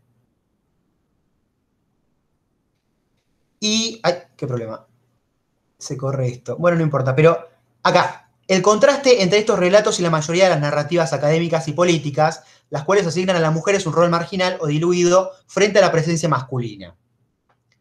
¿Hay qué nos dice? Y más adelante también lo vuelve a repetir Andújar. ¿Qué nos dice ahí con esto último? Me parece como que no cada género hace una atribución hacia su mismo género y hacia el otro diferente, digamos. Lo que una mujer habla de sí misma y que habla sobre cuál es el papel de los hombres es completamente diferente al que viceversa, ¿no? Al que los hombres dicen sobre sí mismos y que hicieron las mujeres. Bien, bien. Eso tiene que ver con una de las potencialidades, que es las representaciones. O sea, ¿qué son las representaciones? Vos, a partir de lo que te diga tu entrevistado o tu entrevistada, podés ver cómo esa persona se ve a sí misma, ve a los demás, ve la situación, ¿sí? Y ve su situación dentro de un esquema social determinado, ¿sí? En este caso, como el texto de Andújar tiene mucho que ver con la historia con perspectiva de género, va por ese lado, ¿sí? Pero eso es importante. Las entrevistas permiten ver la representación que formulan las personas de sí mismas. Tenés un par de comentarios de Facu, que dice el rol de la mujer como histórico-política, a ver cómo es, que puso el rol de la mujer como actor histórico y político. Y en general se le da un papel secundario. Pero no hay que olvidarse que hoy que rescatamos de otra manera el rol de la mujer, por ejemplo, las madres de Plaza Mayo son mujeres. Inclusive las que desaparecieron de las madres fundadoras, ¿sí? Como Susana Villaflor, eran mujeres, ¿ok? Y acá el rol protagónico, y me gusta que a nosotros en vez de hombres nos digan varones, eso me parece central. Y en general los varones somos más temerosos cuando a la hora, no digo que siempre, que todos, que sea una generalidad, pero en general, muchas veces, ¿por qué no eran los padres de desaparecidos y fueron las madres de desaparecidos? ¿Por qué las mujeres y los varones no fueron a tomar las rutas como iniciativa propia, sino que tuvieron que esperar que las mujeres primero lo hicieran? Entonces hay cosas que nos podemos cuestionar. Si el rol de la mujer en la historia fue tan pasivo como nos hacen creer, o fue un rol muchísimo más activo. ¿Ok? Acá, bueno, como el trabajo está hecho en perspectiva de género, evidentemente la autora, las entrevistas, hace hincapié, destaca, cuando Inés está entrevistada, le da el pie para poder rescatar este tipo de situación, ¿no? Entonces es muy importante, está muy bueno, porque muchas veces en la historia el rol de la mujer está tapado, absolutamente tapado. O la misma sociedad, entonces asumimos que los que hacen todo son los varones. ¿Por qué? ¿Por qué lo asumimos a priori? ¿Por qué lo asumimos sin analizar lo que realmente pasa y el rol de las mujeres? ¿Ok? Perdón la interrupción, pero... Profe, de hecho, el otro día escuchaba un revuelo con la palabra héroe, ¿no? Que está asignado al rol masculino y bueno, y no hay un héroe femenino, una héroe femenina. Es cierto. Por eso digo, sobre todo con lo del prócer, ¿no? ¿Del? Lo del prócer. Bien, y bueno, peor, porque por lo menos la mujer tiene la palabra heroína, que no es exactamente... Claro, esa era la relación, ¿no? Del pero prócer, en prócer no hay femenino, de ninguna manera es femenino. Y fíjense que la mayoría de las mujeres, más allá de que ahora se las recuerdan en alguna calle o alguna calle anterior que puede haber habido, en realidad está muy tapado el rol de las mujeres en los años de la independencia. Y no solo fue tapado el rol, sino que muchas mujeres que participaron, no solo Juana Zurduy, pasaron de una situación más, no digo de privilegio, pero de una situación aceptable a situaciones de gran pobreza, habiendo dado todo, hasta el marido y los hijos que murieron en las guerras, y ellas participar como capitanas, y sin embargo, ningún tipo de reconocimiento. O sea, la sociedad de su época las tapó, y la historia también. Para irnos a algún ejemplo lejano, digamos, ¿no? Pero prefiero, ya de entrar en estas temáticas, no sé si le estoy pisando algo a Sergio, no quisiera... No. Quisiera continuar, si no hay más. Dale, Sergio.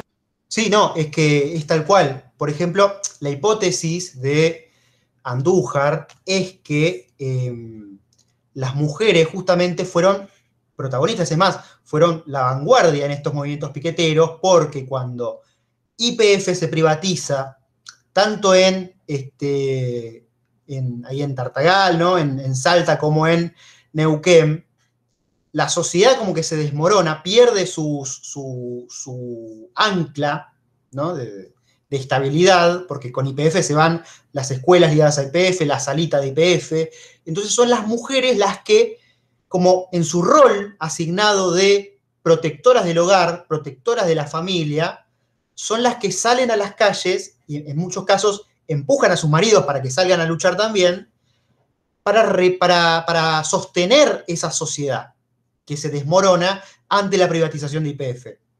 Es muy interesante la hipótesis de Andújar. Y sobre las representaciones, que también estuvieron hablando ahí, Facu también mencionó, y fueron mencionando ahí, esto de las representaciones, como una persona, como un entrevistado, en este caso Pedro, por ejemplo, representa el rol de la mujer en el piquete, ¿no? Y dice, las mujeres estaban en el piquete y gracias a ellas comíamos, ¿no? O sea, en esta representación, la mujer es la esposa de los piqueteros que va, ayuda, hace una olla popular, ¿no?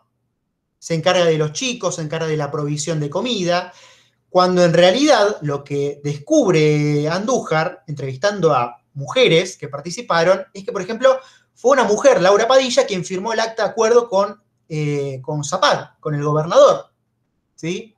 Y habían sido otras mujeres las que habían encabezado los piquetes, ¿no? Como estas representaciones, la representación del hombre hacia la mujer como cuidadora, como la que cocinaba, y la representación de la mujer se representa a sí misma como la que protege a la sociedad, la que protege, la que sale a luchar para que no se desmorone ese núcleo familiar. ¿Se entiende? Eso es lo que nos dejan entrever, aunque sea mentira, aunque la entrevistada diga, sí, yo fui la primera que salí a cortar la ruta, por ahí es mentira, pero ella se representa así. Aunque sea mentira, te sirve igual. ¿Entendés? Porque podés extraer la representación de este sector, de esta persona, y la imagen que tiene de la participación de la mujer en las jornadas del 2001, por ejemplo. ¿Sí? Y después, con respecto a lo que dijo Facu, no sé si se entiende esto de representación. Representación es una palabra muy importante, muy nueva. Esto es un trabajo nuevísimo, del 2016. Por eso es súper actual y tiene como mucha pompa. Yo entiendo que tiene mucha pompa, así como muy teórica, es el marco teórico. Pero el concepto de representación es importante. ¿Cómo me represento a mí mismo, a mi sector social, a los otros? ¿Sí? Y esto que es importante, que acá lo hablan en muchos lugares, Andújar, que es rescatar, despojar a las mujeres del olvido de la historia. ¿No? Y acá cuenta el lugar privilegiado que tiene la historia oral en la historia de la mujer, en la historia con perspectiva de género. ¿Por qué? ¿Por qué piensan ustedes que la historia oral es una fuente privilegiada, los testimonios orales, perdón, son fuentes privilegiadas para reconstruir la historia de la mujer?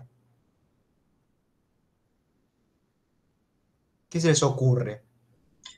Primero creo yo porque las mujeres fueron las últimas en acceder a la educación, por ejemplo. Bien. Entonces, partiendo desde ahí, la historia no incluía a las mujeres. Exactamente, muy bien, muy bien. En cualquier época, sobre todo antes de la Revolución Industrial, por ejemplo, la mujer casi no tenía acceso prácticamente a la educación, era prácticamente analfabeta, ¿sí? Algunas mujeres, por supuesto, de Madame Steele y qué sé yo, bueno, escribían, qué sé yo, pero el grueso de la población femenina no escribía, ¿sí? Y pasaba esto, fíjense acá lo que dice Andújar, ¿no? O sea, ella dice que lo que pretende es construir una historia realmente universal y no masculinamente universal. ¿Sí? ¿Qué quiere decir con esto? ¿Qué querrá decir con esto? Construir una historia realmente universal. Que tiene que ver con Eli. Que no quede solamente que la historia es el hombre. Claro. Solamente el hombre. O sea, uno generaliza a partir de, bueno, a partir de las fuentes que nos llegan claramente, pero uno suele generalizar a partir de las vivencias del hombre. ¿Sí? Y esto, más allá de la perspectiva de género, que por ahí alguno por ahí no comparte, pero esto, salgamos un poco del rol de la mujer, de la mujer, y nos sirve en realidad para cualquier sector subalterno. ¿Sí? Estaba pensando también un poco en la historia, por ejemplo, de los afrodescendientes acá en Argentina, que también está como súper, no sé, se ignora bastante o no se le da lugar para que los afrodescendientes cuenten sus testimonios, y que ahora yo estoy viendo mucho con las redes sociales que se está recuperando un montón de eso, y nada, me parece genial, pero se está haciendo hace muy poco tiempo, o sea, no es algo que, o sea, hay muy poco material. Claro, totalmente, está buenísimo. Porque justamente una de las potencialidades de la historia oral es justamente darle voz a los que tradicionalmente son ignorados por la historia tradicional. ¿Sí? Es una herramienta para reconstruir la historia de los sectores subalternos, por ejemplo. Los que tenés vivos, los que tenés a mano. ¿Sí? Después, los que no, los que son más de tiempos más anteriores, bueno, tendrás que contentarte con las fuentes que te quedan, pero, a ver, campesinos, por ejemplo, ¿no? Campesinos, población afrodescendiente, qué sé yo. Es muy interesante ver cuál es su representación de los grandes sucesos. Por ejemplo, no sé si hay trabajos que entrevistaron a algún peón rural que se benefició de, yo supongo que sí, pero generalmente no se le da voz a los peones rurales que se beneficiaron por el Estatuto de Perón, por ejemplo, ¿no? ¿Cómo vio el interior el peronismo? en realidad suele estudiarse desde la capital o del conurbano, pero ¿cómo fue visto desde las provincias? ¿No? ¿Cómo veía un provinciano el peronismo, por ejemplo? O un campesino. Eso sirve, y eso es otra de las potencialidades, para complejizar. Complejizar visiones históricas, ¿no? O sea, vos tenés una historia que se centra en un sector, en un lugar geográfico, por ejemplo, y a ver qué tiene esta gente para decir, ¿no? Y sobre todo, la principal potencialidad de las fuentes orales es darle voz a los sectores subalternos. La mujer, el campesinado, ¿sí? Es muy valioso porque, insisto, el concepto central es este, es representación, ¿sí? Vos querés ver cuál es la representación de ese sector subalterno, por ejemplo, tiene de sí mismo y de la relación con otros, ¿sí? Porque ahí Andújar también dice, una memoria nunca es individual del todo, siempre está condicionada por lo social, ¿no? Por el lugar que uno ocupa en la sociedad. Acá en este análisis de perspectiva de género, también, por supuesto, las relaciones sexogenéricas, ¿no? La relación con respecto a siendo mujer, ¿no? Mujer, obrera, ¿no? Ni siquiera es lo mismo varón, obrero. O sea, hay diferencias sociales y diferencias de género también que son importantes y que se suelen ignorar, ¿no? Porque recientemente nomás, por ejemplo, se estudió a la mujer en el peronismo, por ejemplo. ¿Cómo veían las mujeres el peronismo? Y generalmente en los primeros trabajos se ignoraba eso y se generalizaba, de última, solamente con los obreros industriales o los migrantes internos que conformaron los sindicatos, que siguieron a Perón. Pero la mujer, bueno, no solamente, o sea, la ley de voto femenino, el Partido Peronista Femenino, cómo fue visto ese proceso por la mujer, por ejemplo. Y eso, tener en cuenta eso, te enriquece los análisis. Recordar un poco... Sí. Que me hace recordar un poco a Florescano, que hablaba de la fuerza dominante y la fuerza oprimida. Que la fuerza oprimida tenía memoria y la fuerza dominante como que contaba la historia, no sé, algo así recuerdo. Claro, sí, justamente. La idea es romper un poco esa historiografía, acá Andújar le dice androcéntrica, ¿no? O sea, centrada en el andros, en el varón, ¿no? Pero saquen mujer y pongan población afrodescendiente. Podríamos hablar tranquilamente de una historia blancocéntrica, una historia eurocéntrica. Vos fijate lo importante que es incorporar visiones, ¿no? Desde perspectivas afrodescendientes. Toda una historia que los niega, ¿sí? Que niega que haya población afrodescendiente incluso. Qué interesante es escuchar su punto de vista, sus representaciones, ¿no? Sus agencias, que es otra palabra importante también, que es el rol autopercibido, por ejemplo. ¿Sí? Pero bueno, justamente acá Andújar lo dice, la memoria también es un terreno en disputa, ¿no? Porque hay una disputa por la memoria colectiva también, por la historia que queda, ¿no? A ver qué perspectiva tiene esta historia que construimos los historiadores. Entonces, bueno, la idea acá con incorporar fuentes orales es complejizar esas interpretaciones, incorporando sectores subalternos, que no suelen ser tenidos en cuenta, ¿sí?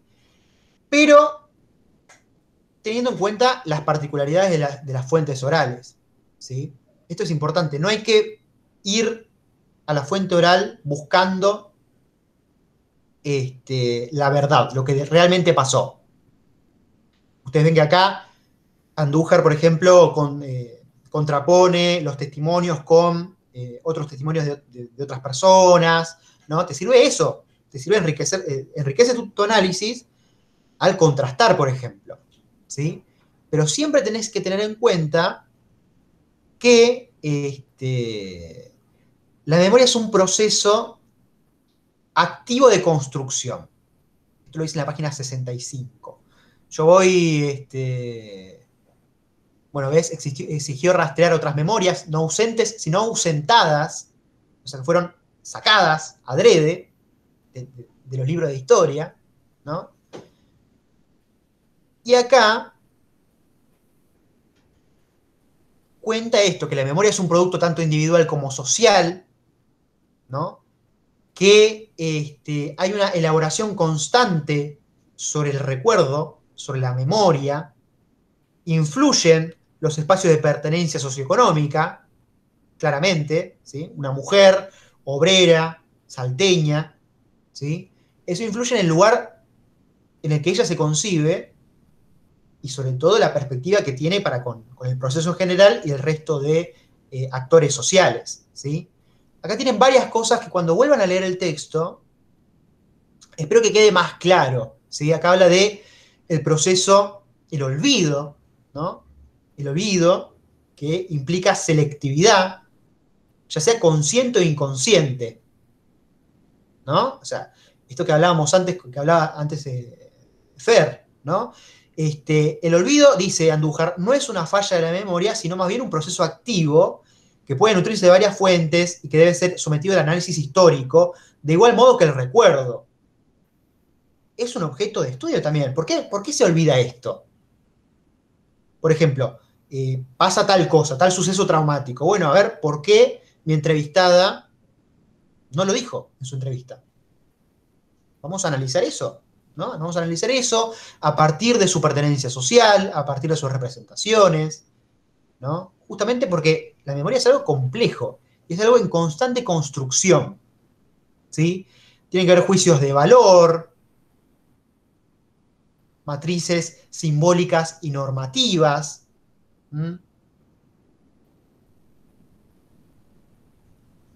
Es un relato, no podés acceder al cerebro de la persona que entrevistás, ¿sí? Accedes al relato que esa persona comparte con vos el día de la entrevista y puede pasar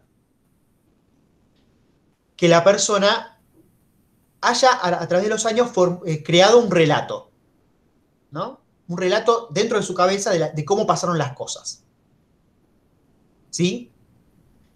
Y entonces, bueno, acá tienen, por ejemplo, cómo analiza este sentido de colectividad, ¿no? Este sentido de colectividad cuando habla de la gente, el pueblo, ¿no? Esas palabras tienen peso, porque por algo decide usar esas palabras la entrevistada y no otras. No dice, sí, porque yo fui y, no sé, y corté la calle porque estaba podrida de qué sé yo, del gobierno. No, dice, la gente estaba desesperada, pidiendo fiado. O sea, ahí te habla de que un relato está marcado por un sentido colectivo, ¿sí? Es tal cual lo que decía Farge, ¿no? Vos tenés que analizar quirúrgicamente, palabra por palabra, saber que cada palabra del relato de esa persona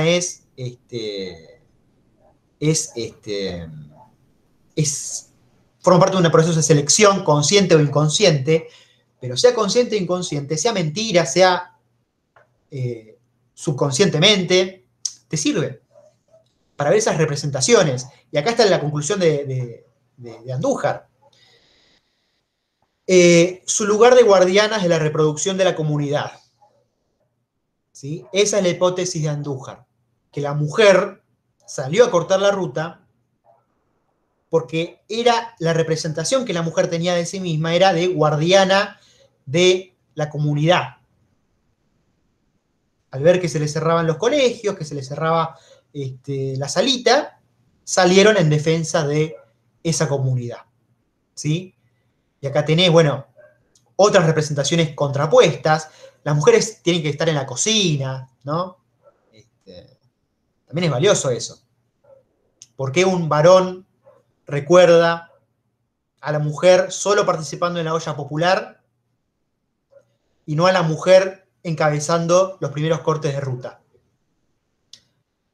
Capaz puede ser por ego o machismo, qué sé yo, pero por ahí por la representación que la misma persona tiene de la mujer. La mujer, para mucha gente, es ama de casa y se ocupa de cocinar y qué sé yo, y es el hombre el proveedor, supuestamente.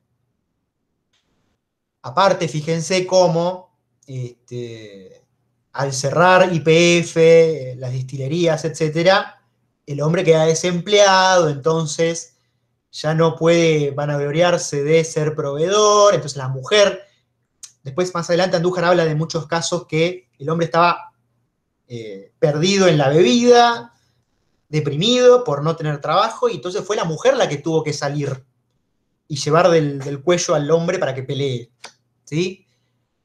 En parte es esto, son las representaciones, es también tener una versión completa de la historia, ¿sí? A ver si acá hay algo más, más al final del texto, no sé si tienen alguna pregunta. Ahora vuelvo al esquemita que estaba haciendo, ¿sí? Habla también de cómo en las entrevistas hay mucho espacio para los sentimientos, ¿no? Es importante, por algo te lo cuenta, ahí tenés que vos establecer la relación. Bueno, ahí recuerda un suceso importante, fue la llegada de Madres de Plaza de Mayo ahí, ¿no? A Tartagal, creo, a Salta. Cómo eso quedó como un hito en la memoria colectiva. Sí, en Mosconi. Mosconi, claro. Hay una plaza. Yo soy de Tartagal. Ah, qué bien. Entonces todo esto es como, de hecho, todo el tema de los piquetes, mi abuela materna participó. La verdad no tengo mucha información, pero sé que participó. Y en Mosconi sí hay como, quedó realmente marcado el tema de las Madres de Plaza de Mayo. Hay una plaza dedicada a ellas y todo. Claro. Sí, buenísimo, bueno, buenísimo, porque claro, justamente son esos hitos, ¿no? O sea, sí. Y otra cosa también que yo creo, o sea, por lo que leí el texto, que creo también, Salta en sí, o sea, y tradicionalmente siempre fue como una sociedad bastante machista, entonces creo que también va de ese lado el tema de que los hombres piensan que qué hacen las mujeres haciendo piquetes, claro, o qué hacen las mujeres escondidas en el medio del monte, porque pasaba mucho, eso sí, me acuerdo que mi abuela me contaba que se iban a esconder en medio del monte, y son cosas que tradicionalmente ellos no se imaginan a una mujer hacer, o sea, en el imaginario de Salta no está como muy presente. Y de hecho sí, es una historia que está muy oculta, porque no es algo de lo que se hable seguido. Claro. Nada, me pareció muy interesante en ese sentido el texto. Sí, el texto es interesantísimo, esto que aportás, bueno, obviamente lo reafirma, porque tiene que ver esos imaginarios, esa es la palabra clave, imaginario, representación, roles, ¿no? ¿Cómo hay que tener en cuenta esto? La sociedad, la diferencia social, la diferencia de género, los roles atribuidos a un género y a otro, ¿no? Y cómo justamente, si vos entrevistás solamente a varones, por ejemplo, te quedás con eso. Bueno, anotás en tu libro de historia, la mujer participó de un lado secundario, auxiliar, cocinando, ocupándose de los hijos, ¿cómo se llama esto?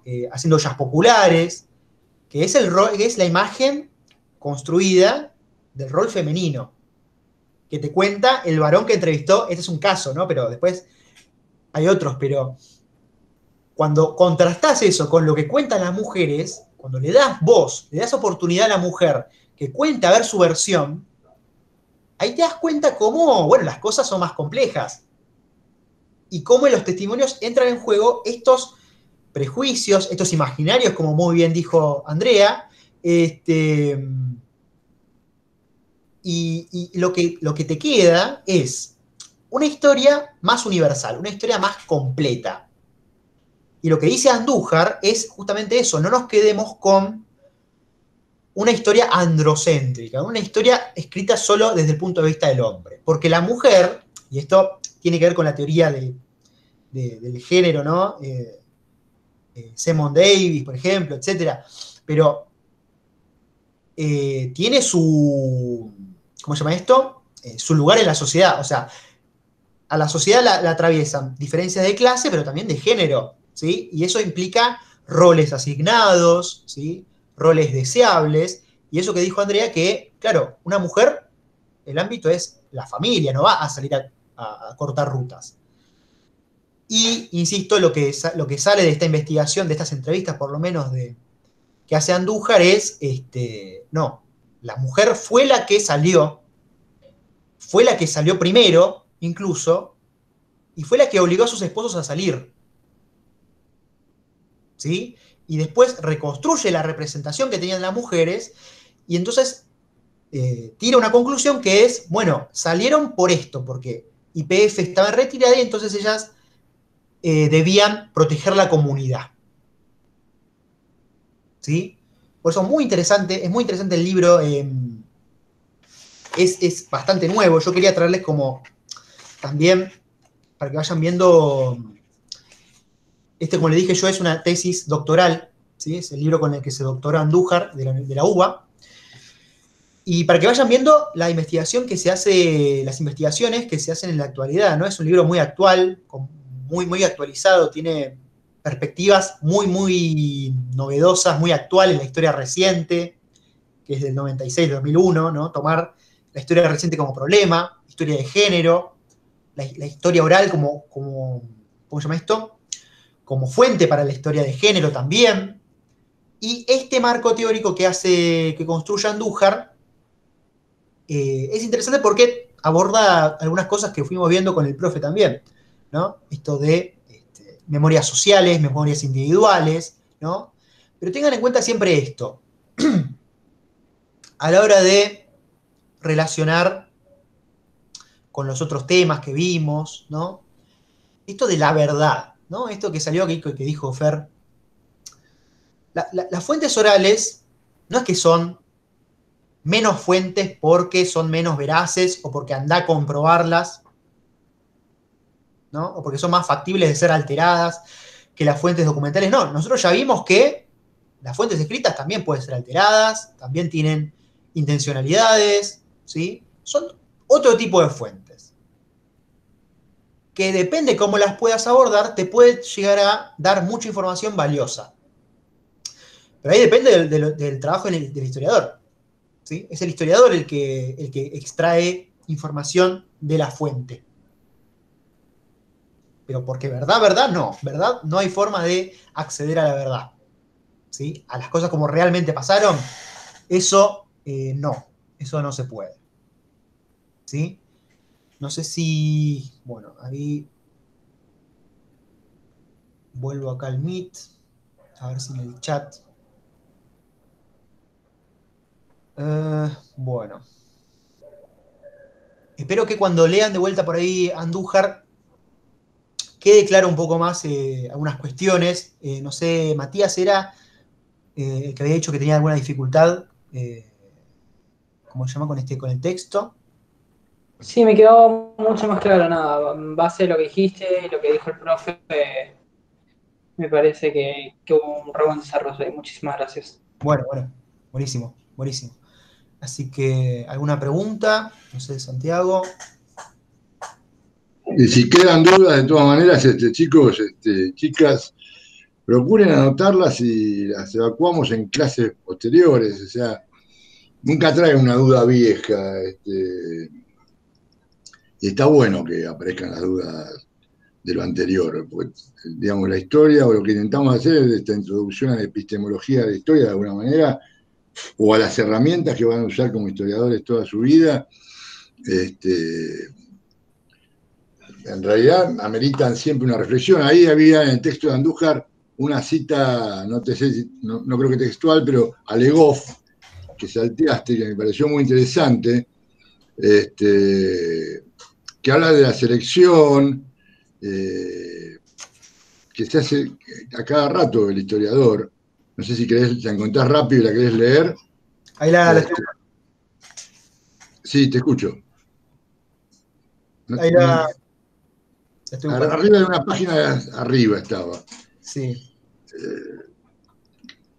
creo que inmediatamente después de la primera página que mostraste, que era la de la entrevista a Laura. Me pareció mientras iba pasando, pero no estoy seguro. Así que siempre tenemos oportunidad de reflexionar sobre lo que ya vimos inclusive, digamos, porque en realidad siempre son cuestiones a revisar constantemente.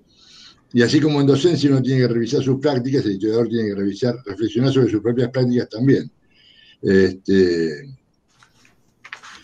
Y yo creo que, por ejemplo, este libro es del 16, yo no sé si para el 2005 un historiador o historiadora no consagrada podría presentar un trabajo en que la fuente más importante sea la historia oral. No digo que no haya otras fuentes en el texto, lo que estoy diciendo es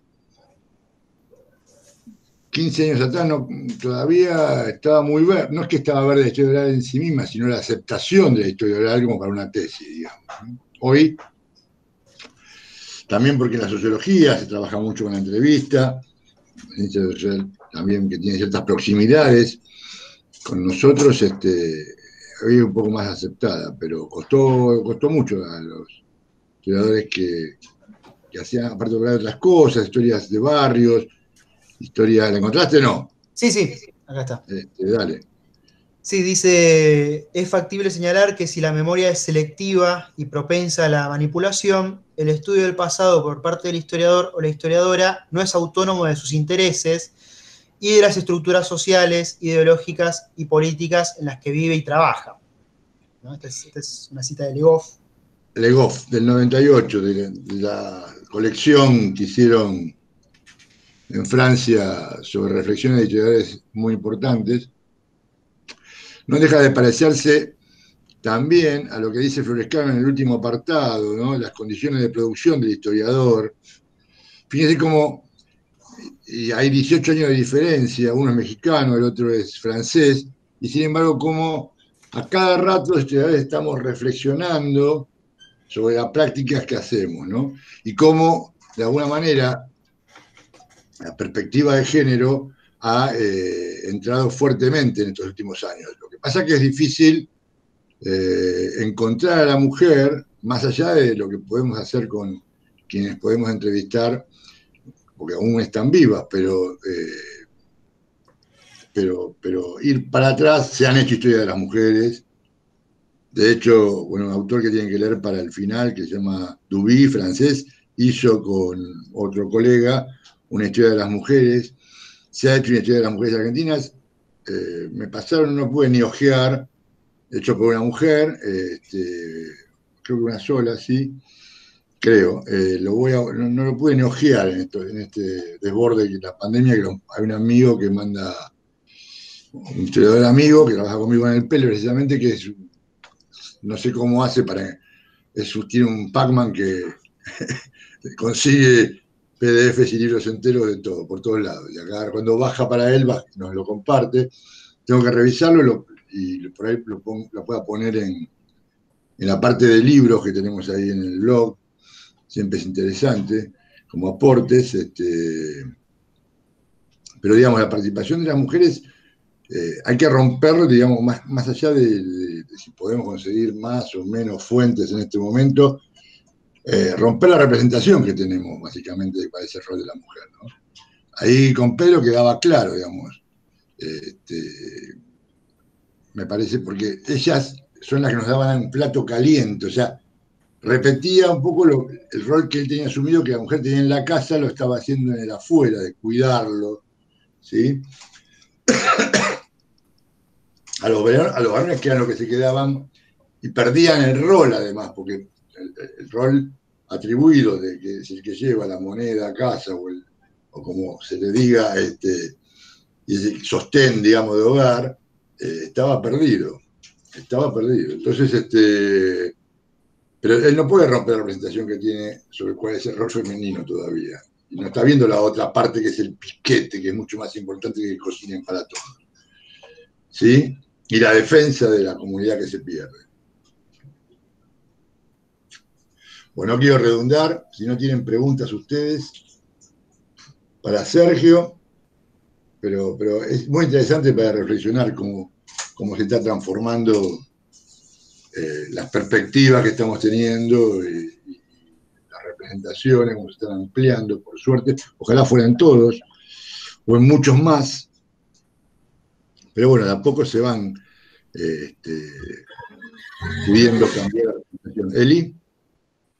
No, quería decir que yo había leído un texto de Andújar en el curso de introducción, que también me pareció excelente.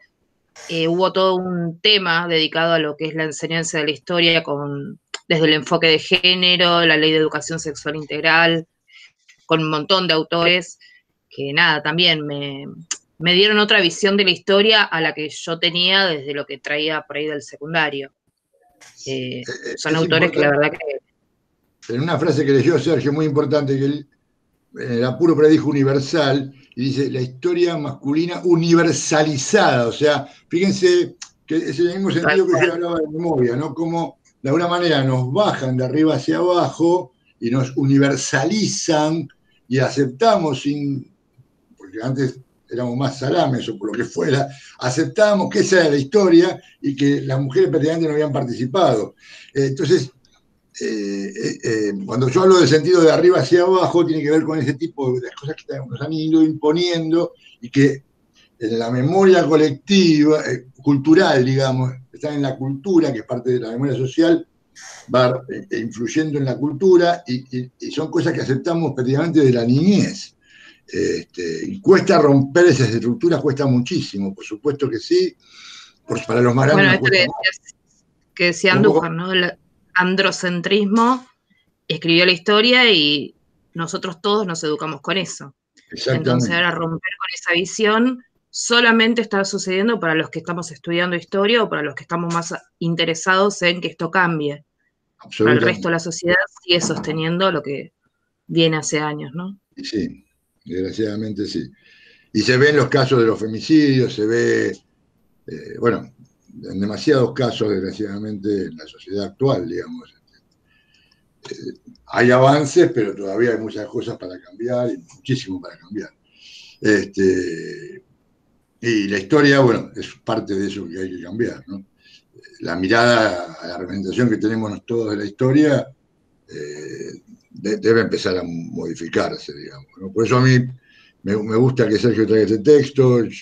Para mí, Farge es lectura recontra obligatoria porque venimos de dar todos varones, y bueno, aparece Farge y es una mujer la que nos indica cómo trabajar el archivo. Me parece que, digamos, que bueno, historiadora, yo, en mi experiencia de la maestría, cursada de maestría, las personas, no digo que no tuve buenos másters o doctores en historia que me hayan dado alguno de los seminarios, pero hay 3 mujeres que fueron para mí, no buenas, pero brillantes.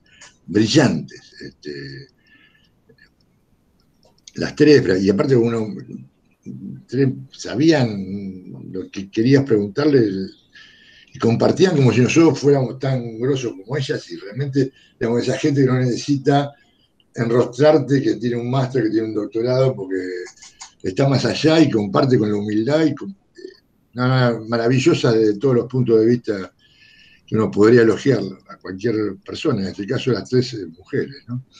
Y bueno, fui ayudante de cátedra, como alumno ayudante de 2 mujeres que me transformaron de alguna manera en el docente que soy, me aportaron cosas para el docente que soy.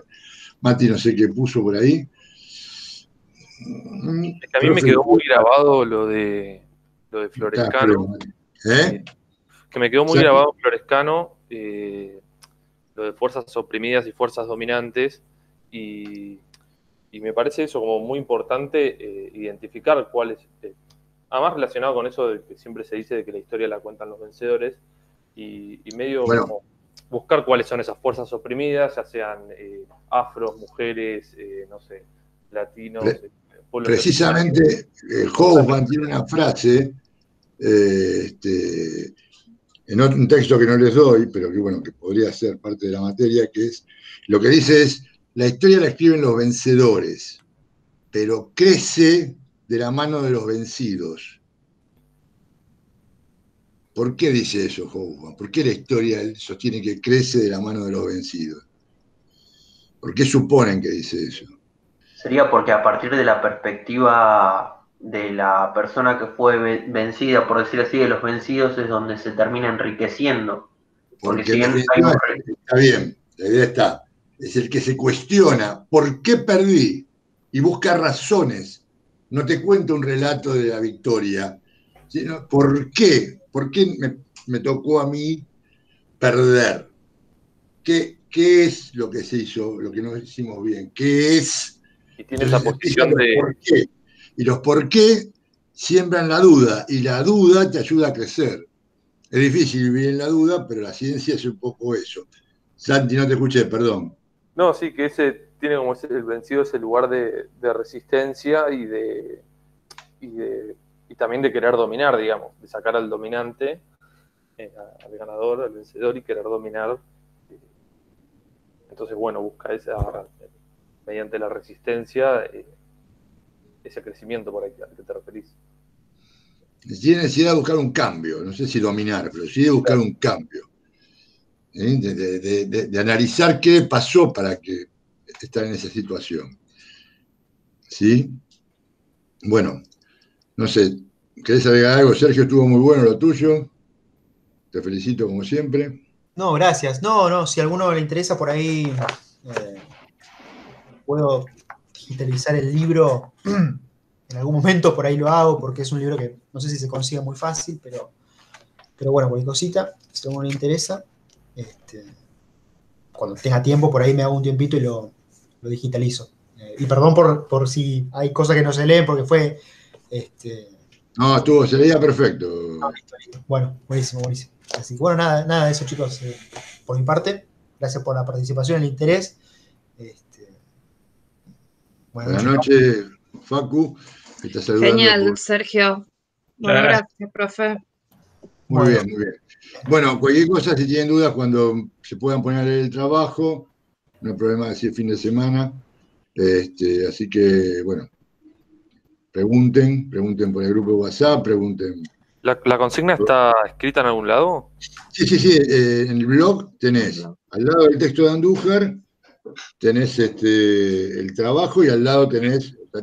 Le intenté con los colores para que sean más visuales, cada eje tiene su color de fondo, digamos. Y cuando terminé con el eje 1 puse un separador y puse los textos del eje 2 y ahora el eje 3 tomó, creo que le puse fondo rojo y están los tres pegaditos. Andújar, o sea, puse un separador y empezaron los textos. Chao Lucas, que saluda por el chat, así que lo vas a encontrar ahí, Santi. Si tenés dificultades, mandame un mensaje y vemos cómo lo solucionamos. Perfecto. Bueno, las chicas hablaron mucho. Buenas noches. Gracias, buenas noches. Me gusta mucho. Buenas noches. Nos vemos, nos estamos viendo. Bravo, Sergio, de vuelta.